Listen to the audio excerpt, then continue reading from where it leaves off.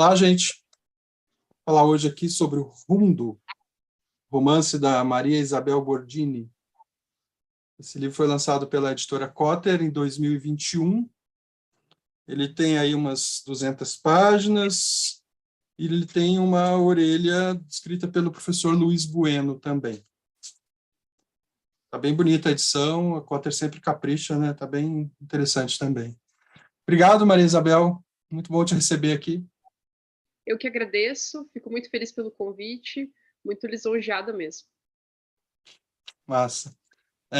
Estava conversando com você no começo que essa é a primeira estreia, né, em livro que a gente traz aqui para o canal Outro Livro. Aliás, quero agradecer também a Ana Beatriz Brown, que costuma estar por trás aqui, faz a parte técnica do canal, e também quem está se inscrevendo, comentando, sempre é bom esse retorno também, divulgando o canal. Bem legal, está crescendo o acervo, está ficando interessante. Gente, a Maria Isabel Bordini, então, ela nasceu em Curitiba, é doutora em estudos literários pela UFMG, é professora de literatura na Universidade Federal de Santa Catarina, e ela já tem contos, artigos e uma série de publicações acadêmicas também. E Rundo é o seu primeiro romance, uma estreia bem legal, bem potente mesmo. Parabéns. Muito obrigada. Viu, Maria Isabel? Vamos começar com essa coisa do livro de estreia. Como é que foi assim a sensação do antes, essa coisa de se jogar como escritora mesmo, né? Do antes e depois da publicação, né? Que é de 2021. Como é que foi essa coisa de se lançar na vida pública como escritora, assinando um livro, capa, tal, essa coisa, esse projeto bem maior, né? No fim das contas. Então, a Cotter é uma editora muito legal de se trabalhar, né? Então, eles foram muito cuidadosos com a edição, o projeto gráfico ficou muito além do que eu esperava, e foi, assim, uma coisa que tem trazido frutos que eu não imaginava, né? Porque eu publiquei esse livro com uma expectativa de, né, os amigos vão ler e talvez nem eles, né? E aí, de repente, você começa a receber leituras e feedbacks de pessoas para além desse círculo mais íntimo, né? E isso vem me trazendo essa sensação de ser autor mesmo, né? De experienciar esse contato com um público um pouco mais amplo, né? Então, é uma experiência ótima. É um livro que eu tinha meio na gaveta há alguns anos já, mas que eu tinha reescrito mais de uma vez, né? Então, essa coisa de ver um projeto que estava há tanto tempo num limbo, né, ganhando vida concreta, né, vida real, é muito gratificante. Foi uma coisa bem diferente do que eu estava acostumada com, enfim, a vida de publicação acadêmica, né? Enfim, o público é outro, né? É bem mais amplo. O alcance que a literatura tem é muito diferente do alcance do texto teórico, acadêmico. Então, eu diria que foi uma experiência de boas surpresas. Sem contar que no texto acadêmico a gente trabalha com o sentido fechado, né? Aqui Uhum. o sentido, né? Aqui tem a deriva, né? Quando você entra na literatura, daí tem essa deriva das leituras e você já não controla mais, né? Aí vai embora para as interpretações e as recepções, os retornos são sempre surpreendentes. E é interessante também quando o livro começa a ter retornos diferentes, né? Uhum. Vou te dar aqui um pouco isso, né? Vou te dar um pouco o meu retorno aqui, como é que eu li o teu livro, o teu romance, como ele me impactou, né, no fim das contas. Você falou que o livro estava guardado, tal, né? Mas esse projeto ele surge mais ou menos quando na tua vida e como é que você concebeu o romance no fim das contas, né? Porque uma das coisas, a gente vai falar de várias aqui, mas uma delas é que ele tem uma espécie de retrato de uma geração. As personagens que circulam no romance são mais ou menos da tua geração, de certo modo, né? Quase não aparecem outras faixas etárias representadas no romance. O projeto em si, como é que foi conceber esse livro? Porque eu li aqui que você tem contos. fazer essa narrativa de mais fôlego e tal? Como é que funcionou isso para você? Então, esse é muito isso que você falou, é um retrato de uma experiência geracional. Eu comecei a pensar nessa história quando eu estava com 20 e poucos anos, cursando direito, e tinha começado enfim, a rascunhar pedaços da história, mas eu nunca tinha conseguido chegar nesse formato da narrativa mais longa. Eu acho que essa é uma experiência comum de quem escreve, né? Começar com o gênero conto, né, esse mais curto, e formando essa experiência para depois conseguir, né, produzir um texto de mais fôlego. Então, esse era um texto que eu tinha rascunhado, né, em partes, desde os meus 20 e poucos anos. Ele levou 10 anos para chegar nessa forma de agora. E ele chegou nessa forma durante a pandemia, que foi o momento que eu consegui parar muita coisa e trabalhar, né, no texto literário que estava sempre em segundo plano.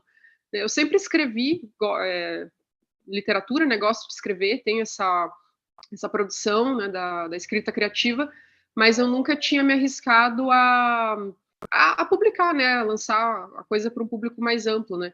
Publicava em blog, né, ou essas revistas de centro acadêmico, na época do direito, meus contos saíram lá, mas essa experiência de maturar o projeto e colocar no mundo editorial era algo que não é que não tinha me passado pela cabeça, mas eu não tinha fôlego, não tinha maturidade para isso ainda, né? Na pandemia surgiu esse tempo e aí eu consegui dar o formato final para essa história. E foi muito entendendo que ela tinha que ser uma história contada por duas vozes, né? Que essa é a estrutura básica do romance, né? Tem duas personagens ali que vão se alternando, né?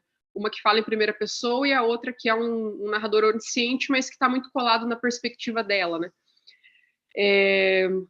Então, entender isso, né, entender a estrutura, a forma do texto é que me permitiu dar, né, esse fôlego maior para a narrativa e produzir, né, algo que, enfim, não era tão fragmentário, porque começou, né, o projeto começou como um texto fragmentário mesmo, né, cenas, diálogos, né, coisas, enfim, né, fragmentadas que depois, né, eu consegui ao entender, né, essa estrutura de alternância em duas vozes, eu consegui produzir a narrativa um pouco mais longa.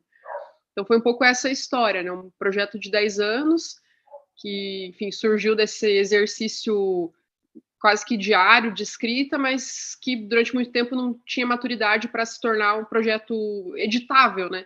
E aí, enfim, finalmente, depois de... Eu acho que é um pouco de uma maturidade pessoal também, né, envolvida aqui, né, em entender, né, o trabalho de criação. Uhum. Depois desse tempo é que, enfim, o livro existiu, né, veio a existir sob essa forma. Entendi. Então, assim, ele né, nesse período que você fala que é um período longo, tal, com quase 10 anos aí, o texto ele começou em primeira pessoa e nessa reescrita que você introduz essa outra instância narrativa, é isso? Foi exatamente isso. Era um texto em primeira pessoa, muito colado a experiências pessoais minhas, né? Uma escrita meio confessional, eu diria, né?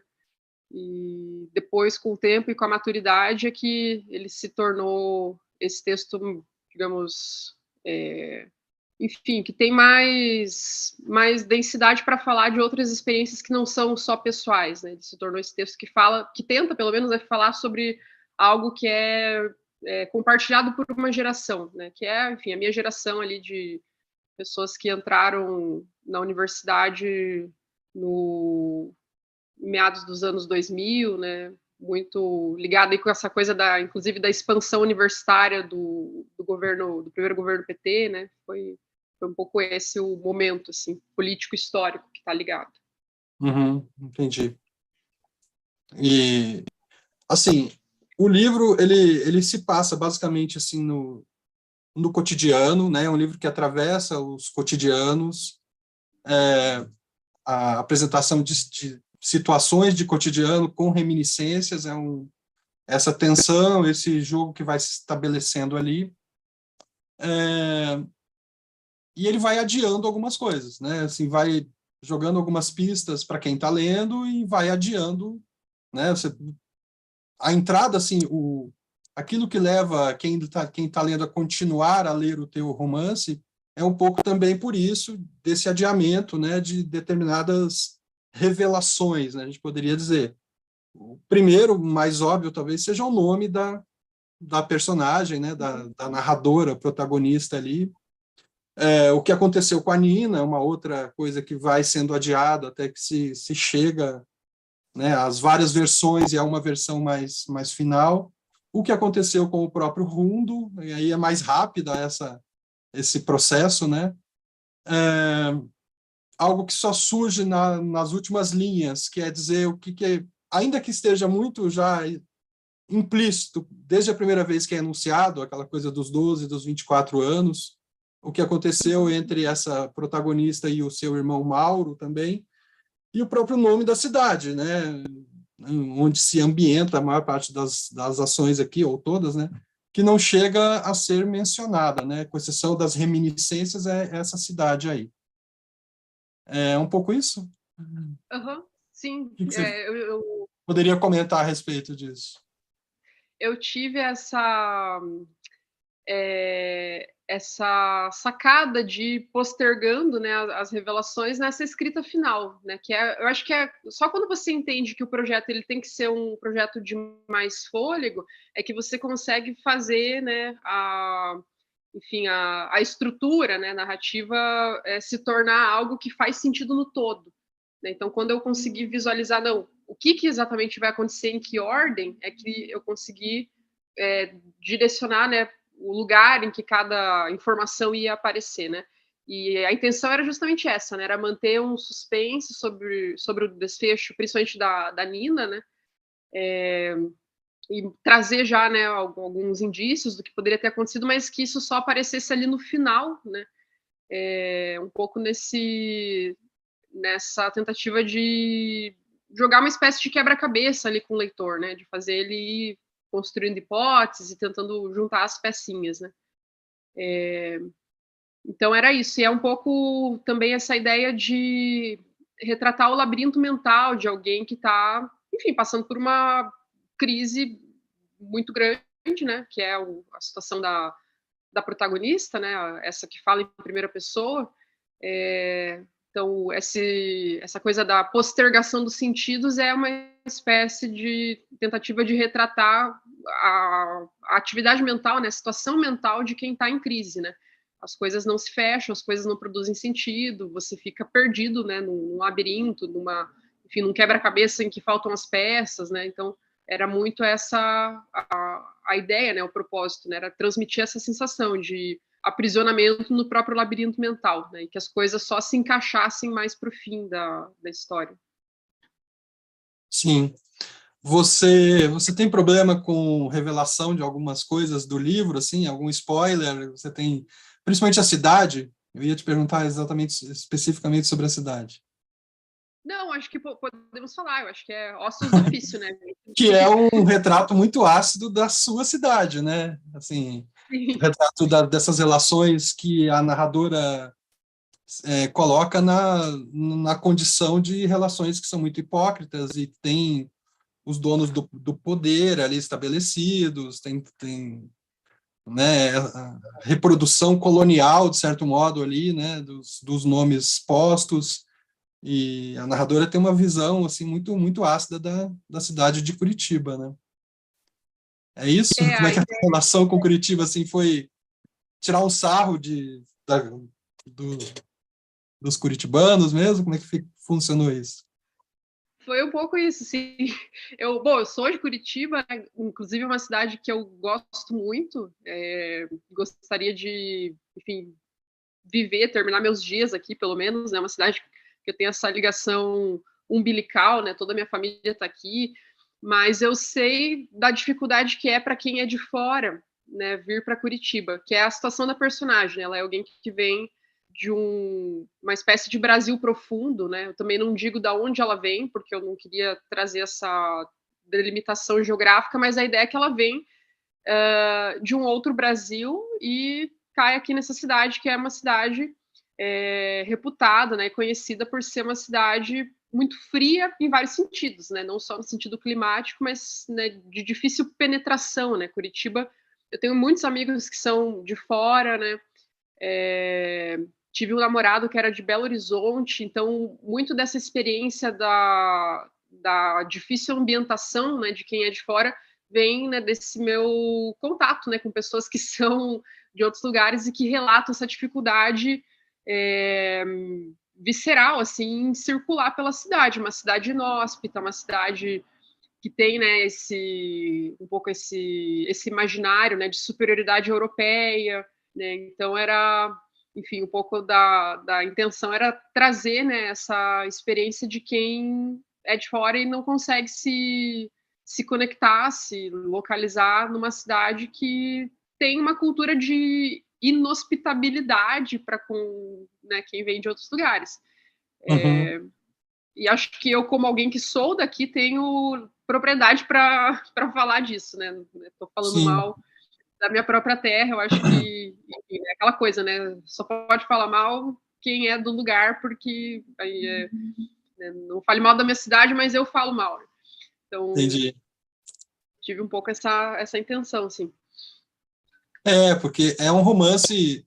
O Fernando Gil, né, que foi meu orientador, ele tem uma discussão sobre o romance da urbanização, né? Ele pega os romances lá de 30, os personagens que vão para cidades, né, e começam a pirar também dentro da cidade, né, a serem esmagadas pela cidade. E o seu é um pouco isso, também vai nessa linha de personagens que vêm de um outro ambiente, de uma outra cultura, supostamente mais autêntica, né, mais que tem ali uma brutalidade que assim que é vivida de uma forma mais naturalizada, né, inclusive, e chegam e isso que é uma experiência minha, inclusive. Eu também vim de Minas Gerais, do interior de Minas Gerais, e fui para Curitiba quando criança. Então, eu tive essa identificação com o romance.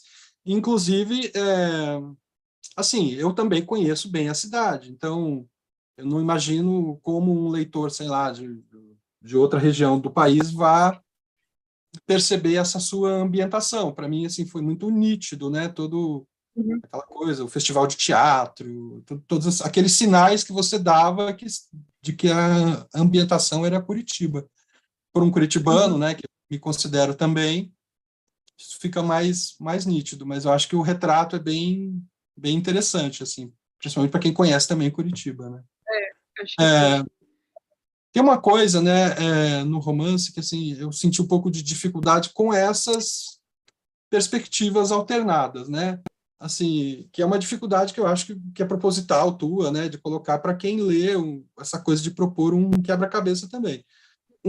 Nessa relação entre as duas mulheres, uma não tem nome, né, tal, e outra tem dois nomes que são, assim, tem um nome, um apelido, né, que são postos muitas vezes muito próximos ali. Então, no começo, isso me dava um estranhamento, a coisa dos dois nomes, da Antônia e Nina, né?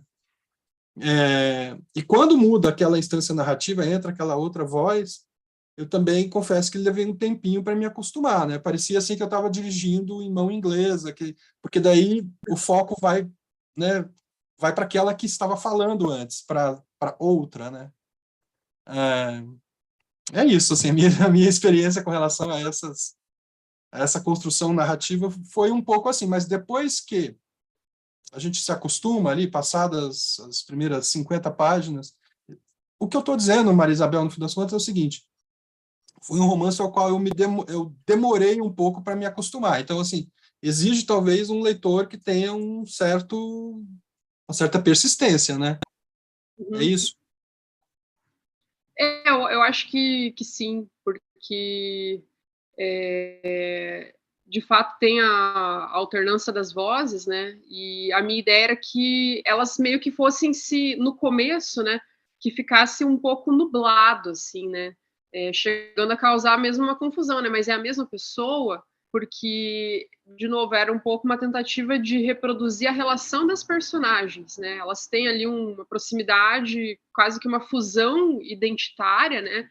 E a ideia era que essa fusão transparecesse nessa forma, né? Enfim, nebulosa, imbricada dos dois planos narrativos. e que isso fosse uma tradução dessa relação de simbiose entre elas, né? Porque é uma relação meio simbiótica, nem sempre saudável, né? Tem algo doentio ali, né, nessa relação entre elas. Elas são muito o suporte uma da outra, né? São duas, enfim, figuras que vêm de fora, né? Tem, né, essa experiência que você comenta bem, né? Que eu acho que o que o Fernando Gil estuda, né, sobre o romance de urbanização é perfeitamente cabível aqui, né, para essa história, né, das personagens que vêm desse outro Brasil e tem que se inserir na cidade. Então, uma é muito o refúgio da outra, né, de modo que eu queria transmitir essa, enfim, essa simbiose, essa fusão de identidades um pouco nessa nebulosidade aí dos dois planos narrativos. E acredito que sim, né, que gera essa dificuldade, né, isso mais de uma pessoa já me relatou, nossa, demorou para engrenar um pouco a leitura, porque eu ficava confusa quem que estava falando, né, então acredito que é um texto que tem esse desafio, esse entrave, não sei, né, mas Uhum. ele é proposital, né, até um certo ponto ele é proposital. Sim, fica claro que é proposital, até porque, assim, quando você se ambienta, no fim das contas, com esse jogo identitário ali, dá inclusive uma iluminação, assim, retrospectiva, né? E, e a gente se sente feliz, a gente sente prazer de estar lendo Uhum. aquilo, né? E de ter conseguido desbastar essa nebulosidade e chegar nessa clareza aí que também vai se desenvolvendo com relação a outras questões ali, né? Essa relação com o irmão, por exemplo, que essa personagem que é não nomeada a princípio tem, né? Uhum. Você falou aí de outro Brasil, seria a minha próxima questão aqui, porque o teu livro ele faz esse retrato de um Brasil contrastado, né? Assim, de dois Brasis, pelo menos. Ele tem essa coisa do romance da urbanização e que vai muito direto ao ponto a constatação de que a violência está generalizada, está nesses dois ambientes, não importa o quão diferentes Uhum. assim culturalmente eles sejam, né? Que a convivência, no caso da grande cidade, de civilização e barbárie, aí, entre aspas, né? E essa relação mais naturalizada com a barbárie em outros espaços não urbanos, né? Os espaços do agronegócio, da Uhum. ruralidade e tal. E nisso o teu retrato é muito político e muito centrado no presente, que é um presente que também, claro, vem dessa estrutura toda, né? A estrutura colonial, a estrutura histórica, né? Tem isso que atravessa o livro também, né? Além das relações humanas, né? Tem, não, o Luiz Bueno, que faz a orelha do livro, né, ele fala muito, o objeto de pesquisa dele atual, né, ele fala muito da constituição disjuntiva do país, né, esse país que se faz em dois níveis, né, o que é a herança do passado colonial, do histórico escravocrata, né, e um pouco da minha ideia era retratar isso, né, essa disjunção que na sua expressão mais óbvia são as diferenças de classe, né? Mas como não está só aí, né? Está, enfim, na filigrana, né? Mais miúda, assim, das relações pessoais, né? Como que a violência ela vai aparecer nesses pequenos gestos, né? Da vivência cotidiana e tal. Então, eu tinha, assim, né? Digamos, esse grande quadro histórico-social em vista, né? Como, enfim, as nossas heranças do passado colonial, escravocrata, marcam, né, até, né, no nível micro, né, as relações pessoais, e colocar também como pano de fundo esse cenário, né, que é o cenário de um país profundamente desigual e muito marcado pela violência nas suas mais diversas dimensões, né, seja as microagressões, né, a questão enfim, dos preconceitos de gênero, de raça, né. Tem uma questão que eu quis deixar isso muito sutil no livro, mas que é uma questão de raça também, né, de preconceito de raça, porque tem uma marcação fenotípica da personagem, né, ela está numa cidade de influência europeia e ela tem traços que são, digamos assim, fenotipicamente muito próprios dessa miscigenação da população brasileira na sua maioria, né? Então ela tem traços indígenas e negros, né? Coloquei essa marcação, ela fala que ela tem a pele um pouco mais escura. Enfim, o que isso significa, né? No Brasil, né? Isso fica em aberto, né? Não quis deixar assim a questão tão declarada, né? Mas que tem esse traço, tem, né? E as microviolências, elas acontecem por conta dessas, enfim, dessas marcas todas, né? De gênero, de raça, enfim, de procedência, né? De uma região econômica e socialmente menos prestigiada, né? Então, sim, né? Essa é uma preocupação muito, muito forte para mim, né? Digamos, fazer esse cenário a partir de uma microcosmo, né, a representação desse cenário maior, né, da história político-social brasileira. Então, sim, né, tem essas questões todas. Pois é.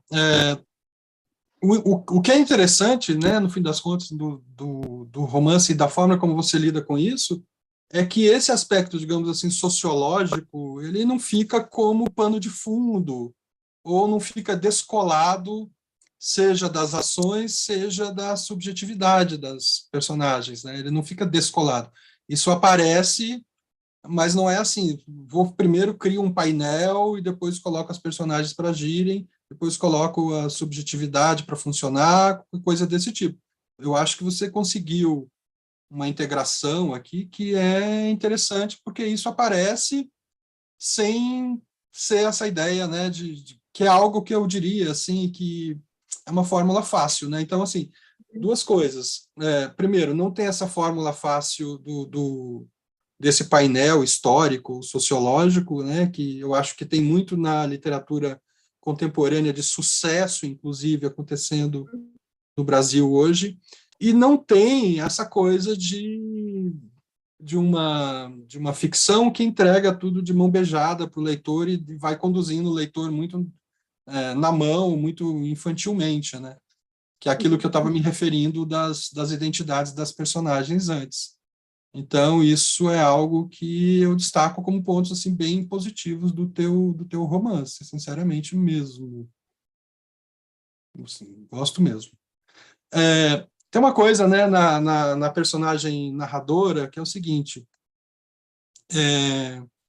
a violência é um dos motes centrais da narrativa, eu diria assim. E eu não me lembro, eu não sou um grande leitor de romances contemporâneos, vou confessar mesmo, mas eu não me lembro de uma personagem narradora, uma mulher que fosse tão orientada pelo ressentimento de classe, que fosse pintada assim de um modo tão cru, ainda que polido também em determinados sentidos, que tivesse uma relação tão naturalizada com a violência, né? Eu acho que esse deve ter sido um grande desafio teu, né? Na composição dessa personagem a outra, né? Uhum. Eu queria ter feito uma personagem que acho que é isso um pouco que você falou, né? Tivesse vivido, né, essa violência, que é a violência da formação sócio-histórica do país, né? Tivesse vivido isso desde o berço, né? Então tem a questão, né, dela ser dessa família que está ligada, né, com os jogos de poder aí, né, nesse Brasil mais rural, digamos, em que a violência está naturalizada. Então sim, foi um projeto, né, intencional criar uma personagem feminina, né, mas que traduzisse muito, né, dessa relação violenta, né, que é de classe, de novo, né, racial, tudo isso.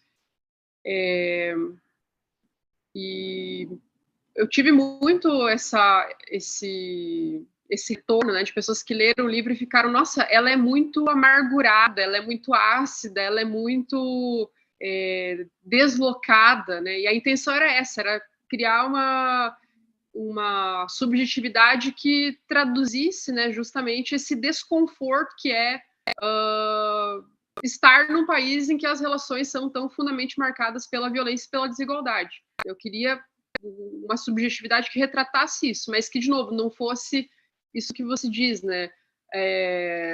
Um retrato excessivamente didatizado ou, sei lá, muito caricato, até panfletário, né? Eu queria uma subjetividade real, né? Então, pensar, né, como que, enfim, de fato, isso marca, né, a constituição subjetiva das pessoas, né?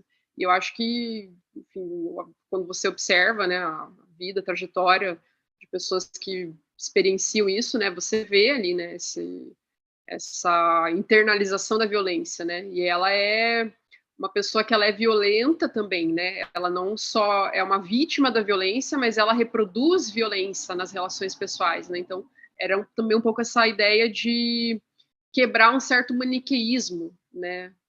Quebrar um pouco um esquema de vítimas e algozes, e pensar que a constituição violenta, ela gera subjetividades violentas, né? Tanto naqueles que são as vítimas mais, digamos, imediatas de uma estrutura violenta e desigual, né?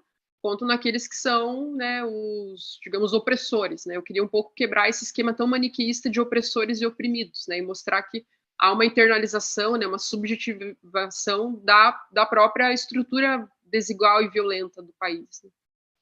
Então, foi Sim. um pouco isso, assim. Você, como pesquisadora de literatura, como professora, como leitora, como é que você situa o teu livro, né, em relação ao que se tem produzido? O que você pensa que o teu livro tem a relação direta com o que se produz hoje, no que ele se distancia do que se produz hoje? Você consegue ter essa visão ou algo que não te incomoda? O que você Olha, acha? eu acho que eu li os 2 últimos ganhadores do Jabuti, né? Li o Torto Arado, li o livro da Micheline Verunti, o Som do Rugido da Onça, né? Eu acho que tem uma politização muito forte, né, desses romances contemporâneos. É uma coisa que me interessa muito de perto, né, como tratar desses temas que dizem respeito à formação, né, do nosso país. Mas tem algo que me incomoda às vezes um pouco nessa literatura, que é o excesso de didatismo, né, que é um pouco essa infantilização, talvez, do leitor, né, de considerar que o leitor talvez não seja tão capaz de inferir, né, essas situações com mais autonomia. Então, eu diria que o meu livro ele busca fugir um pouco de certos esquemas muito didáticos, né? E, de novo, acho que são livros, esses que eu mencionei aqui nominalmente, né? São livros bons, né? Muito bem escritos, né? Esse da Verunsky, que ganhou o Jabuti agora por último, me surpreendeu muito pela linguagem. Achei, assim, uma criação estilística muito muito bem trabalhado, né? Ela tem ali um diálogo bem marcado com aquele conto do Guimarães Rosa, que é o Meu Tio Iauaretê, né? Então, achei muito interessante ela resgatar esse texto, né? Fazer ali, principalmente na parte final do livro, né? Que ela faz uma metamorfose, né, de estilo muito interessante, porque ela está dando voz para essa entidade mitológica que é a grande onça, né? Então, achei muito interessante, mas eu acho que tem algo que é da ordem, vou dizer assim, mercadológica, né, que é a necessidade de vender livros, né, e de fazer com que esses livros atinjam um público mais amplo, e que é um pouco esse tom excessivamente didático, que me incomoda um pouco em certa literatura, né? Então, acho que esses livros eles têm o grande mérito de estar tocando nesses temas que são mais do que urgentes e necessários, né? Enfim, as heranças da escravidão, no caso do livro do Itamar Vieira Júnior, todo o histórico do genocídio indígena, no caso do livro da Micheline, mas eu acho que tem aí enfim, um pouco uma postura meio excessivamente paternalista com o público leitor. E aí eu não sei, né? Isso para mim é uma questão mesmo, né? Eu não diria que eu tenho uma posição fechada a respeito disso, porque eu acho que talvez isso seja necessário, né, num país em que você está formando leitores ainda. Então eu acho que são livros necessários, necessários e, enfim, que tem essas características. E aí o que eu diria a respeito do que eu fiz, né, e pretendo fazer, porque eu pretendo continuar escrevendo, eu tenho outro projeto já encaminhado, é que eu, enfim, como autora, eu não gostaria de colocar, né, o meu livro nesse lugar, digamos, de didatização dos temas, né? Eu acho que é um lugar necessário de ser ocupado, que os livros precisam, né? Algum livro tem que ser assim, né? Mas não é nem o que eu não gostaria, é o que eu não consigo fazer isso, né? Acho que é uma questão Uhum, de limitação minha, né? uhum, O jeito como eu trabalho, como eu penso, não me permite, né, didatizar esses temas, até porque a gente, talvez que venha da academia, né, que tem esse trânsito aí pelos textos teóricos e tal, a gente tem uma certa dificuldade, talvez, em traduzir questões para um público menos especializado, né, um público mais amplo. Então, né, o que eu produzi e pretendo continuar produzindo não teria, né, esse tom tão didático, tão explicativo, eu diria, né, da realidade brasileira. Mas, enfim, eu acho necessário que haja livros que sejam assim, né? E que trazem, né, um trabalho formal, estilístico, de linguagem que não deixa de ser interessante. Eu não acho que as coisas necessariamente se opõem, né? Ah, o livro entrega de mão beijada uma leitura histórico-social do país, então necessariamente é um livro mal escrito, né? Não acho que seja isso, né? Pelo contrário, acho que são livros muito bem trabalhados, formalmente falando, mas que tem esse traço do tipo, né, vamos ensinar para as pessoas o que é racismo estrutural, o que enfim, o que foi o genocídio indígena, né? Vamos ensinar, né, explicitamente, né, para o público do que se trata isso. Eu acho que nesse sentido meu livro se afasta disso, né, embora tenha isso como questões, enfim, que estão na nossa experiência coletiva e que vão aparecer de uma forma ou de outra, né, talvez nesse tom mais subjetivo, né? Eu tenho essa preocupação em construir subjetividades factíveis. uhum. Eu diria que é um pouco isso. Perfeito. Você falou aí do Prêmio Jabuti. A gente vai postar na semana que vem a conversa com a Luísa Romão, só fazendo uma propaganda do canal aqui, né? A gente vai Ah, que postar a legal. conversa com ela, que ganhou o prêmio geral, né, do Jabuti, o prêmio maior do Jabuti, além do livro de poesia, que é um... Você já leu esse? Luísa Não Romão? li, Também ainda não guardamos li. pedras aqui. É um livro bem interessante. Ela vem do Islã e ela faz uma releitura da Ilíada, a partir das várias personagens masculinas e femininas ali, uma releitura feminista, ambientalista, política em geral da Ilíada. Até deixei a Ilíada aqui atrás meio para provocá-la, foi ontem que a gente gravou, assim. Aham, E, mas ficou uma conversa legal, a gente vai deixar o link aqui na tua conversa também. que interessante. E tem uma outra coisa que você falou agora que me veio à cabeça também, que é na literatura contemporânea tem havido, brasileira, e aí o seu livro também faz parte disso, essa recuperação de uma certa genealogia indígena. Eu acho que Uhum. isso está presente, eu conversei também aqui com o Marcelo Labes, lá de Santa Catarina, e ele tem um romance chamado Paraíso Paraguai. E esse romance também tem essa história de trazer antecedentes indígenas. A gente vai conversar com a Tayasmin Onmati, que é uma autora do Rio Grande do Sul, também um romance sobre a negritude, a história das famílias negras no Brasil, mas que também faz a recuperação indígena, assim como o livro da Micheline, que você mencionou há pouco também, que eu li, eu gostei bastante, mas eu concordo contigo Uhum. em certos aspectos aí. Mas é isso, era só um parênteses aqui. Aham. É o seguinte,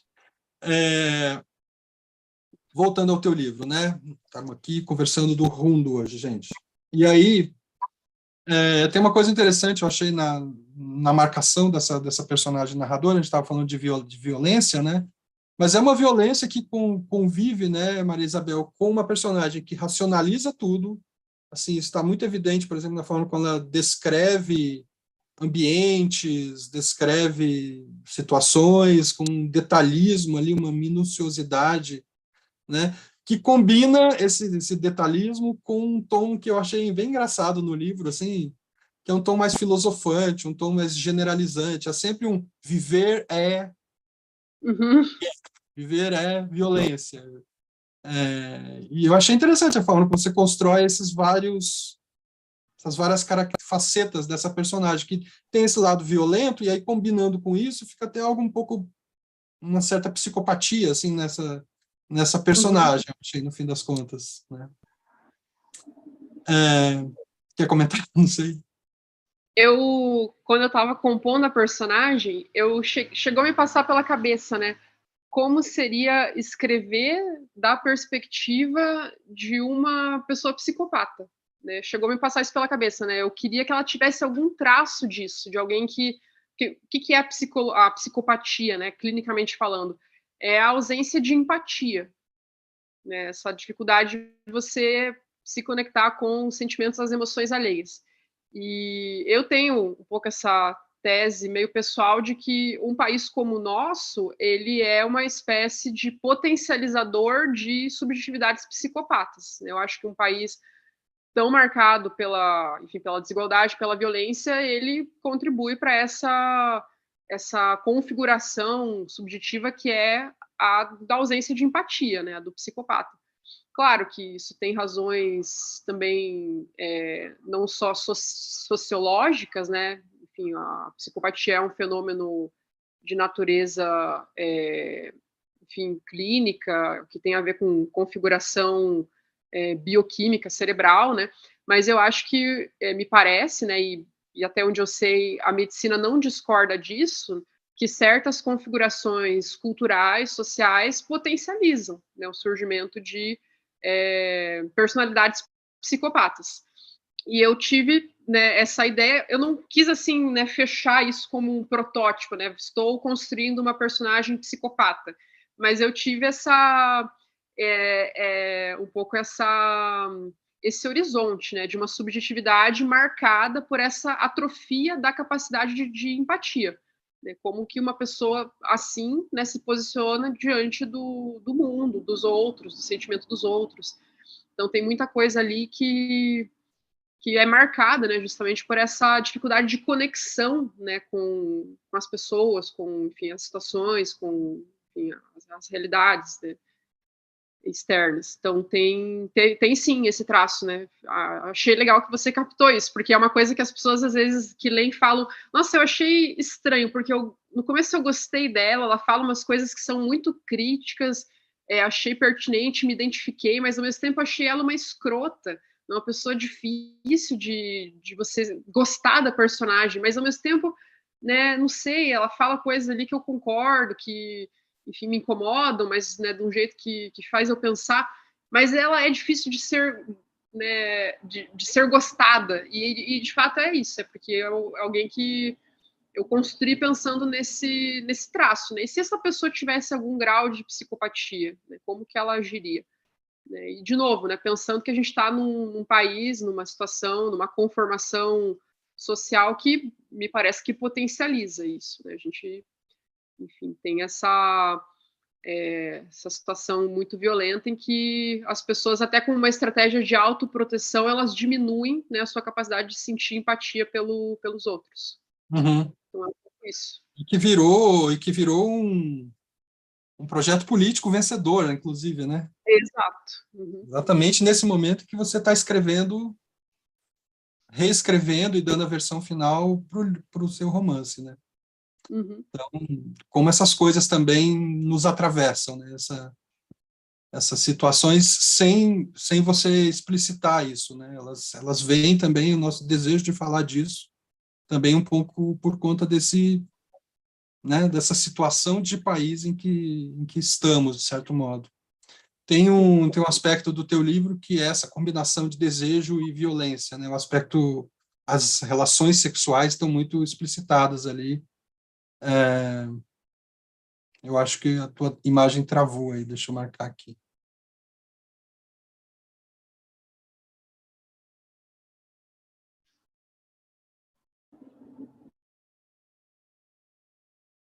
Agora voltou. Espera, não estou te ouvindo.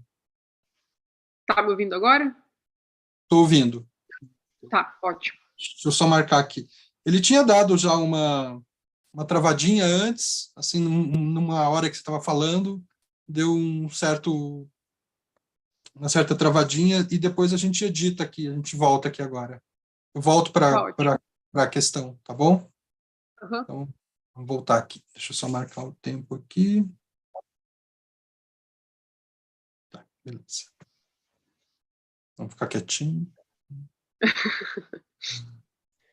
Beleza. Então, assim, eu estava pensando aqui, né, que um dos aspectos centrais do teu livro, além dessa dimensão da violência, da psicopatia, é como isso também atravessa as relações sexuais, né, e as relações de gênero, né, que estão presentes no teu livro, né.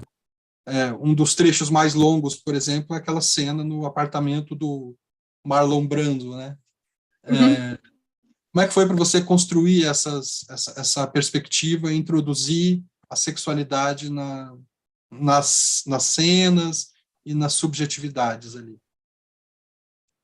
Olha, eu confesso que uma das minhas principais preocupações era pensar: "Nossa, se meus pais um dia lerem esse livro, o que que eles vão pensar?". Eu tenho essa relação com os meus pais muito, a gente é muito próximo, né, e enfim.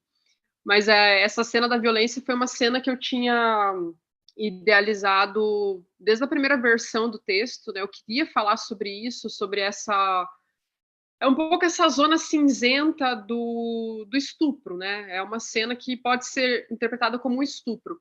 É muito interessante eu, de novo, receber os retornos sobre essa cena, porque para alguns leitores, principalmente para as mulheres, não há dúvida de que aquilo é um estupro, e para outros leitores, né, a maioria homens, aquilo é uma espécie de forçação de barra, mas que eles não chegam a categorizar como estupro, afinal de contas, ela que foi lá, ela que procurou a situação e tal, né? Então, eu quis, né, criar essa cena que gerasse esse incômodo mesmo, né? Justamente para que se pense sobre essa, enfim, essa construção, né, da violência de gênero. Foi uma cena difícil, né, de criar, porque, enfim, mexe com questões muito viscerais, né, de nós mulheres, né, o medo da violência, né, memórias de situações de violência, né, então tudo isso está envolvido ali na concepção dessa cena. Mas eu achava que tinha, desde o início, desde o meu projeto inicial, eu achava que tinha que ser uma cena central, né, em que essa personagem que é moldada pela violência e ao mesmo tempo reproduz violência, que em algum momento essa violência se materializasse, né, de um modo mais explícito para ela, né, enfim, na trajetória dela. E aí seria esse momento, né, da cena lá do Marlon Brando, que é o vizinho dela, né. Então tinha isso, né, essa necessidade de falar sobre esse assunto, e que fosse uma cena que gerasse esse incômodo, né. De novo, acho que o tempo todo eu tô preocupada com gerar incômodo do que necessariamente etiquetar as situações ou os personagens, né. Tipo, o cara é, né, de fato um estuprador, né, não quis colar essa etiqueta na testa do personagem, né, mas quis criar essa situação que gerasse esse incômodo. É sobretudo esse o meu interesse, né, em trazer uma cena dessa natureza para o livro. Uhum. E Até porque, acho né, que foi a gente tem que ver a versão que a narradora vai nos dando também, né? E exato. quando, por exemplo, lá quando ela faz aquele balanço final dos prós e contras dos últimos tempos da vida dela, ela coloca essa cena, essa situação, esse estupro numa indecisão ali, né? E Uma mais ao indecisão. e mais ao fim, quando ela volta a conversar com o irmão, aí sim é que ela assume, né? Uhum. Essa cena aí. Então, assim, a minha interpretação, se é estupro, se não é estupro, partiu um pouco de como ela situa isso também, no fim das contas, né? Assim,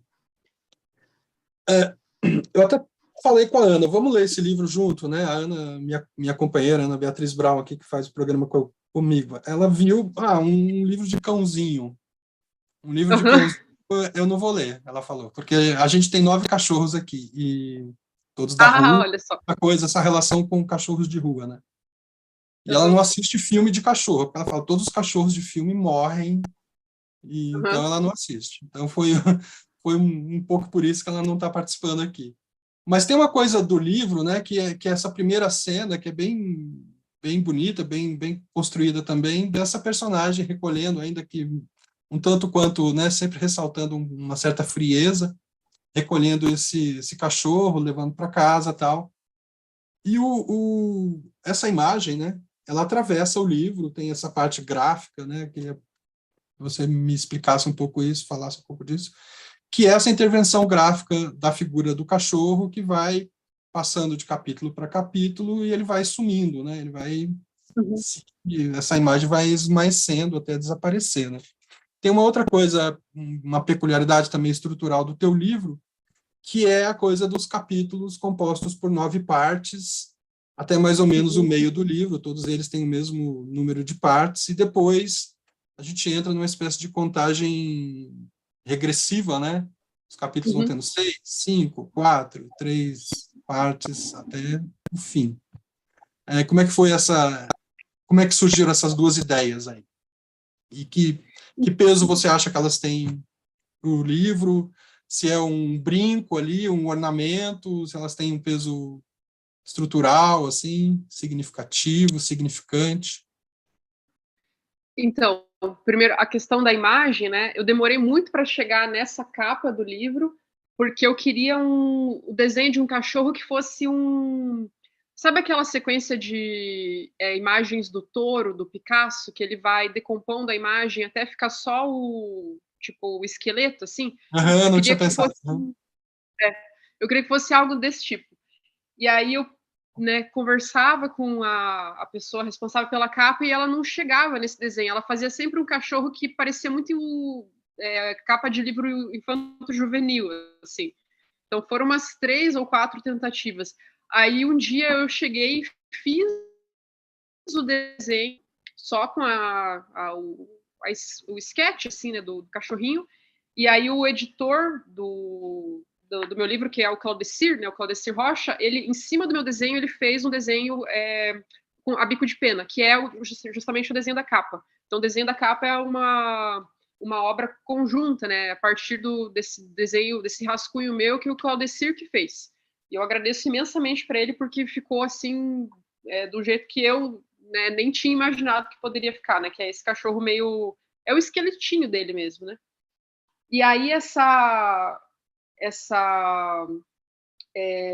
interação, né, gráfica, né, do cachorrinho que aparece na transição de alguns capítulos e que vai desaparecendo lá para o final, isso foi para mim foi uma surpresa e um presente, assim, da edição, porque eu não tinha idealizado isso, né, como ele vai progressivamente se dissolvendo, né?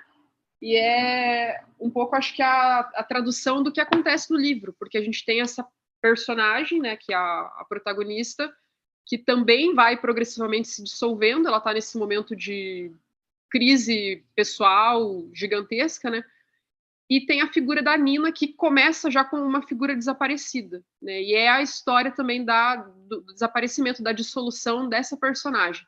Então, acho que o cachorro, ele, o jeito, né, como graficamente foi inserida a imagem do cachorro, materializa isso, né? É uma história sobre dissolução, sobre desaparecimento, né? E eu tinha pensado no cachorro como uma espécie de bode expiatório da situação toda. Quer dizer, alguém tem que pagar o pato, né, dessa situação. E vai ser o mais inocente de todos, que é, enfim, o animal, né, que não tem culpa de nada, mas ele funciona como uma espécie de bode expiatório da história toda. E acho que ele visualmente desaparecendo ao longo do livro concretiza isso, né? Então para mim foi um presente assim mesmo, né, do responsável pelo projeto gráfico, né, ter conseguido fazer isso. A capa é da Paula Villanova, e o projeto gráfico é do André Luiz, né, o André Luiz Mendes. Então foi responsabilidade dele, né, foi visualização dele. Sobre a estrutura dos capítulos, né, acho que você é a primeira pessoa que comenta isso, né, e fico muito feliz porque foi milimetricamente programado. Eu tinha pensado em fazer a primeira metade do livro com esses capítulos mais longos, dividido em 9 partes, né? O 9, enfim, tem um lance aí meio numerológico, meio simbólico do número 9, né? O 9 simboliza a totalidade, né? A totalidade da realidade criada, né? Esse tipo de simbologia.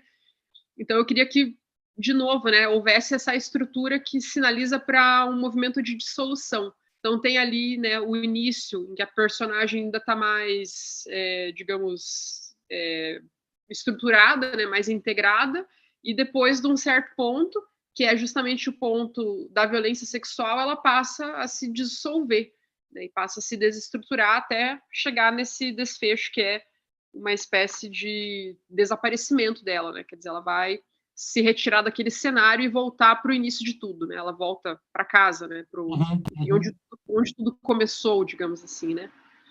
Então, foi proposital, né? Pensando justamente nesse movimento de se dissolver, né? De desaparecer, né? De voltar ao início. Um pouco isso. E que ressalta, né, essa volta, justamente esse contraste, né, entre os dois Brasis, como a gente estava dizendo agora há pouco, né? Eu acho Justamente. que funciona muito bem esse final aí, porque, assim, de certo modo, o romance termina quando se revela o que aconteceu com a Nina ali, né, e o resto é né, aquela acomodação ao final, né, e que é inevitável, de certo modo. Mas, então, recomendar bastante a leitura do teu livro, gostei muito mesmo, e tem uma coisa interessante também, né, talvez você possa comentar ainda antes da gente fechar, que é a presença escatológica, né, tem os vômitos, as fezes, essas expressões fisiológicas, né, aparecem muito no livro como mais uma materialização dessa dissolução também, né. Isso de novo foi proposital. A primeira versão tinha muito mais disso, uma versão mais de juventude, né, mais imatura, em que você ainda tem um pouco essa pretensão de chocar o leitor, né? Então tinha mais.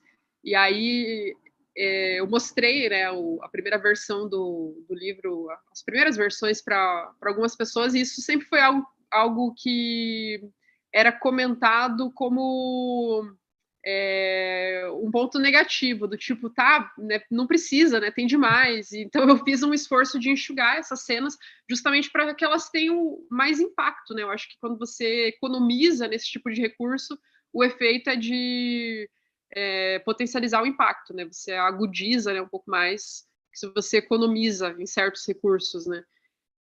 Mas ainda assim, né, é uma marca, né, e acho que é muito isso que você falou, né, essa ideia da dissolução do corpo, né, da materialidade, e também uma marca de violência, né, uma marca de, enfim, de isso, né, de agressividade, né, das relações, né, do mundo e tal, né.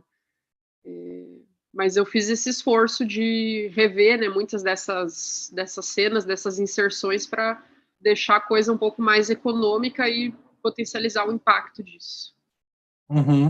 O próprio sangramento da Nina, né, também essa dissolução final de uma vida ali, né.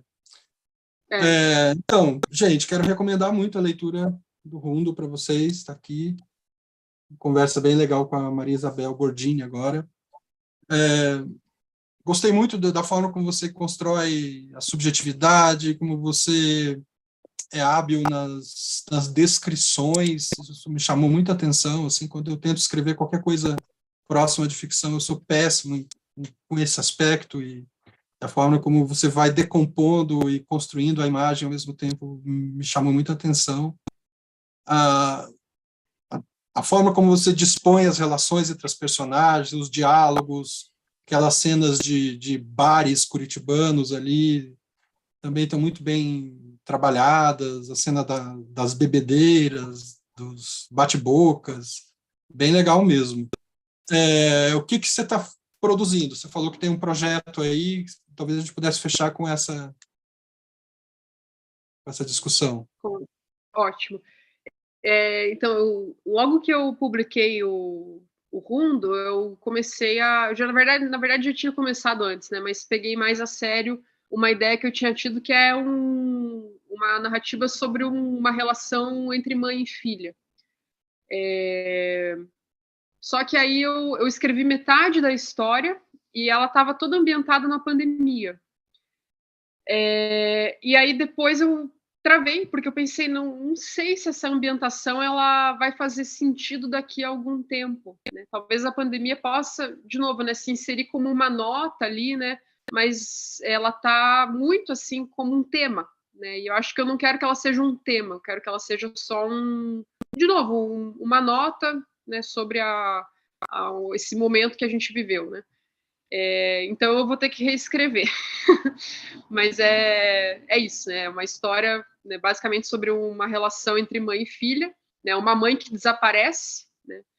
O começo da história é o desaparecimento dessa figura materna, e a filha que vai ter que procurar pistas e encontrar o paradeiro da mãe, né? Só que aí tem essa presença aí da pandemia como um tema do livro que eu acho que eu preciso rever. Então é um pouco isso, assim. Você sabe que, você falando isso, é interessante pensar, porque acho que quase todo mundo tem uma história de pandemia, então acho que a tua decisão é algo a se refletir ainda, algo a se pensar. Eu mesmo, meu pai teve Covid, quase morreu, tal, vou fazer um livro um pouco a partir disso. Todo mundo fazendo um pouco isso, né? Então, assim... Exato. Porque foi muito impactante, de certo modo, né? Assim, então, não tem por que também escapar disso. Ainda que a gente possa pensar que a pandemia possa se tornar um estado permanente também, né? Tem isso, Essas pandemias, né? A tendência talvez seja de permanência nisso, né? Mas maravilha. Obrigado, então, Maria Isabel. Foi uma conversa bem legal, fluiu bastante, deu para falar bastante do Rundo aqui. Eu que agradeço. Agradeço muito pela tua atenção, pela tua leitura, que foi, assim, nossa, muito, muito generosa, muito dedicada, muito detalhada, né? Fiquei imensamente feliz de ter essa troca aqui, poder falar de coisas que eu acho que eu nunca tinha falado, né? Coisas sobre o livro que eu ainda não tinha conseguido enunciar, assim. Então foi bem bacana mesmo. Te agradeço muito, Ricardo. Foi um grande prazer. Beleza. Tá ficando uma biblioteca boa aqui o canal. Né, para consultas, inclusive, né? Sim. Gente, obrigado. Até lá. Até a próxima semana aí com mais outro livro. Tchau, tchau.